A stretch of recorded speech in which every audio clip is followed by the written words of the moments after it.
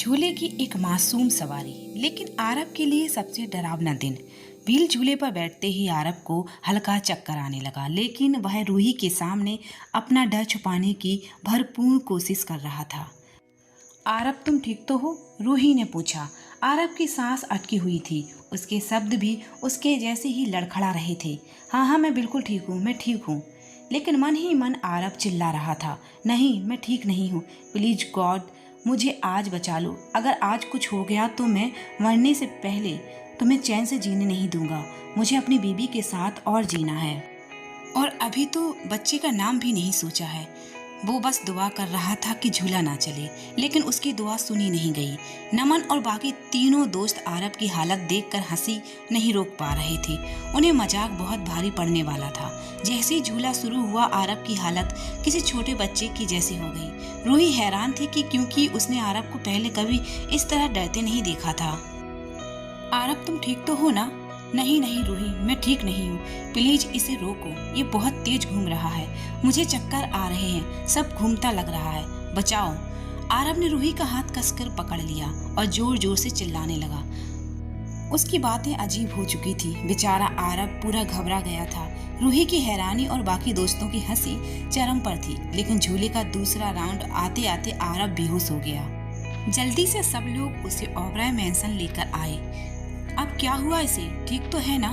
हाँ ठीक है, बस थोड़ा डर गया था। विजय कुछ समझ नहीं पा रहा था कि मॉम को क्या जवाब दे, इसलिए चुपचाप आरव को उसके कमरे में ले गया। उधर तनु राहुल पर नाराज हो गई। तुम सबको पता था ना कि आरव को झूला से डर लगता है, फिर भी ऐसा किया। रूही ने माहौल शांत किया। देखो, अगर आरव को डर लगता था तो उसे झूले पर बैठना ही नहीं चाहिए था। अब नाराज होने का कोई फायदा नहीं। कुछ देर बाद आरव को होश आया। वह अपने दोस्तों को घूरते हुए बोला, तुम सबने मेरी हालत बना दी, मैं तुम सबको छोड़ूंगा नहीं। लड़कियां शॉपिंग बैग्स लेकर खुश थी, लेकिन आरव सीधा दोस्तों के पीछे पड़ गया। मैं सबकी हालत खराब कर दूंगा आज। वह बच्चों की तरह पीछे पड़ गया। तू मेरी टांग क्यों पकड़ रहा है? तू मेरे हैंडसम चेहरे से क्या चाहता है? मेरे बाल छोड़ो। सबकी लड़ाई पूरे मैंसन में तूफान बन चुकी थी। तभी आरव की मम्मी आ गई। उन्होंने जो देखा उस पर विश्वास नहीं हुआ। ये सब क्या हो रहा है? बच्चे हो क्या, ऐसे लड़ाई कर रहे हो? मम्मी की डांट से सब शांत हो गए। सबको हॉल में बिठाया गया। उनके बाल बिखरे हुए थे, चेहरे पर हल्के खरोंच और कपड़े उलझे हुए। हे भगवान, मैं क्या करूं इन शैतानों का? अगर तुम्हारी दादी ये सब देख लेती तो हार्ट अटैक आ जाता। सबके बीच में सबसे समझदार निकली निया। हाँ, बेटी किसकी है? आरव गर्व से मुस्कुराया। उधर रमेश और आरव फिर से बहस में लग गए। बस करो, मम्मी की आवाज गूंजी। अभी के अभी जाकर नहा आओ सब। वॉइस चुपचाप उठकर चले गए, लेकिन जाते जाते भी एक दूसरे को घूरते और हल्का सा धक्का देते रहे। मॉम, थोड़ा पानी पी लीजिए। आरुषि ने पानी दिया। हाँ पिलाओ, वरना तुम सब मुझे हार्ट अटैक दिला दोगे। वॉइस के जाने के बाद लड़कियों की हंसी रुकी ही नहीं रही थी। थोड़ी देर बाद नहाकर टॉवल में लिपटे आरव आईने के सामने खड़ा अपनी बॉडी पर पड़े निशान देख रहा था। कितनी बुरी तरह पीटा है मुझे। तभी रूही चाय और नाश्ता लेकर आई। उसे देखकर उसके चेहरे पर शरारती मुस्कान आ गई। तुम्हें भूख तो लगी होगी, इतनी लड़ाई जो की है। रूही आरव पर नाराज होकर जैसे ही कमरे से बाहर निकलने लगी, आरव ने तेजी से आगे आकर दरवाजा बंद कर दिया। फिर उसकी कमर पकड़कर उसे दीवार के पास रोक दिया और उसकी आंखों में देखने लगा। तुम मुझे तंग कर रही हो?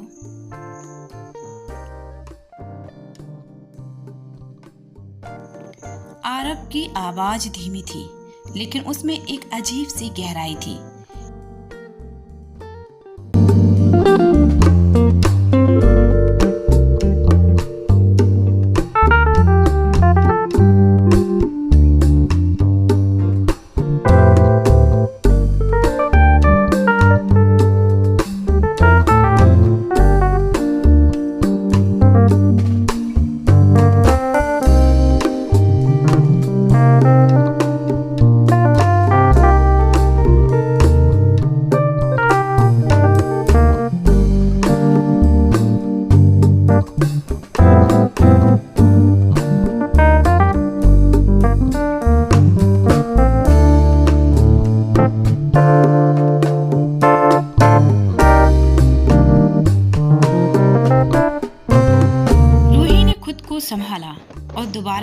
की कोशिश की। आरव ने फिर से उसका हाथ पकड़ लिया। तुम कहती हो ना कि मैं तुम्हें समझूं, तो अब जब मैं तुम्हारे करीब आ रहा हूं तो तुम चुप क्यों हो मेरी स्वीट हार्ट?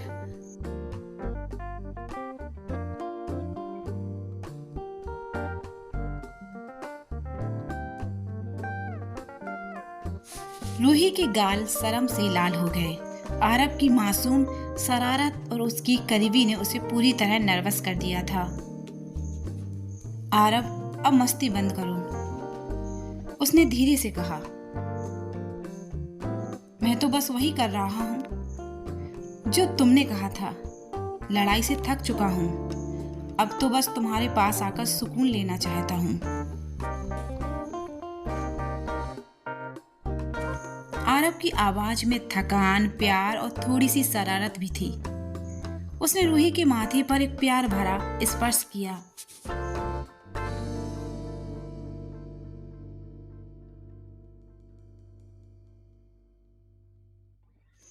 तुम्हें पता है, तुम्हारा साथ ही मेरी एनर्जी है।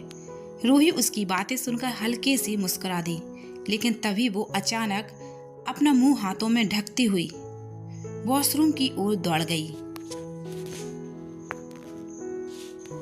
रूही, क्या हुआ? आरव घबरा गया। वो तुरंत वॉशरूम के बाहर पहुंचा और बेसब्री से उसका इंतजार करने लगा।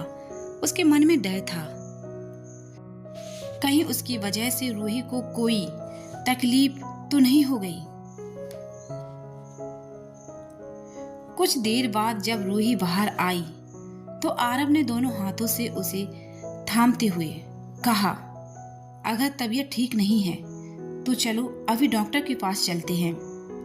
मैं ठीक हूं आरव, रूही ने हल्की मुस्कान के साथ जवाब दिया। तुम्हारा बेबी ना बिल्कुल तुम्हारी तरह है, थोड़ी सी बात पर नाराज हो जाता है।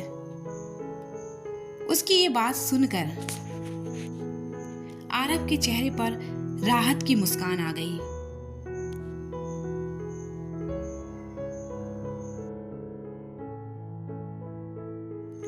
उसने प्यार से रूही के पेट पर हाथ रखा और गर्व से बोला, आखिर बेटा किसका है?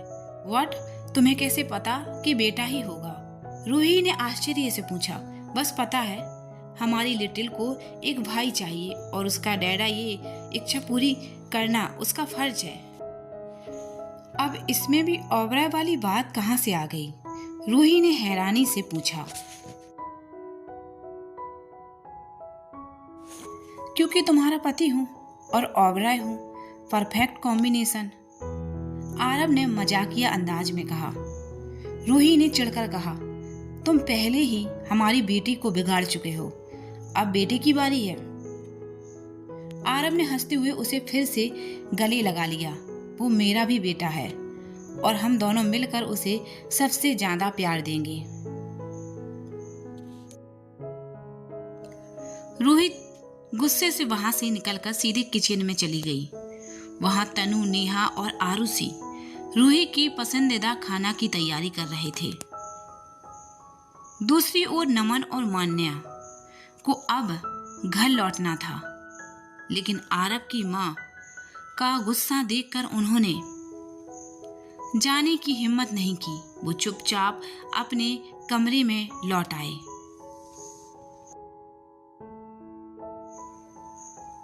वॉइस ग्रुप के सभी दोस्त पूरे दिन अपने अपने कमरों में थे, लेकिन अब भूख उन्हें खींच लाई थी। सब धीरे धीरे नीचे डिनर के लिए आने लगे थे, लेकिन आरव और रूही की लड़ाई अब भी आंखों में साफ झलक रही थी। अब लड़ना बंद करो। क्या तुम मेरी रात खराब करना चाहते हो? नमन ने इरिटेट होकर वॉइस ग्रुप में मैसेज कर दिया।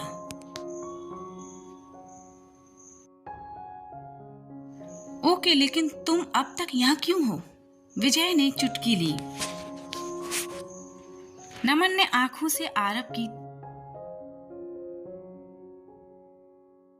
माँ की ओर इशारा कर दिया। फिर रमेश ने कहा, क्यों ना आज थोड़ा सेलिब्रेट किया जाए। सब मान गए। ये एक हैप्पी मोमेंट था। रात 11 बजे गेस्ट हाउस में पार्टी का प्लान बना।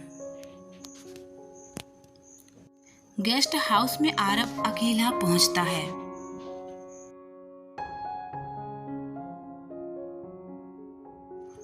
आरव सबसे पहले पहुंच गया। मस्ती की मूड में वह फ्रिज से ड्रिंक और स्नैक्स निकाल कर टेबल पर सजा रहा था। तभी फोन बजा। कार्तिक का कॉल था। बात करते हुए आरव को एक लड़की की आवाज सुनाई दी। क्या ये अनु थी? कार्तिक अनु को साथ लेकर गया है। आरव चौंक गया। कार्तिक को डांटने ही वाला था कि वो बहाना बनाकर कॉल काट गया। आरव अब बेचैन था। अगर ये बात रूही या तनु को पता चल गई तो तूफान आ जाएगा।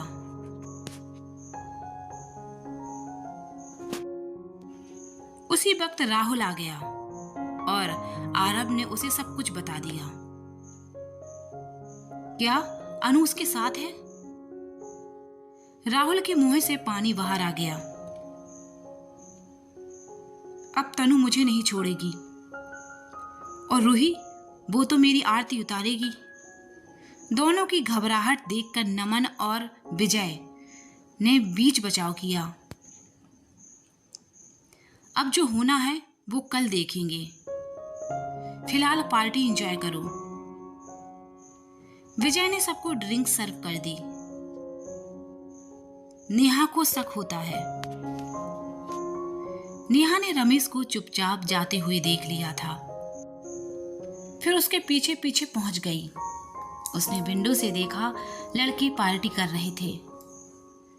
वाह, ये तो गजब है। नेहा ने बाकी लड़कियों को भी बुला लिया। तनु राहुल को ड्रिंक करता देख भड़क उठी।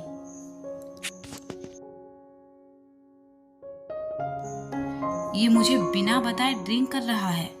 अभी गया।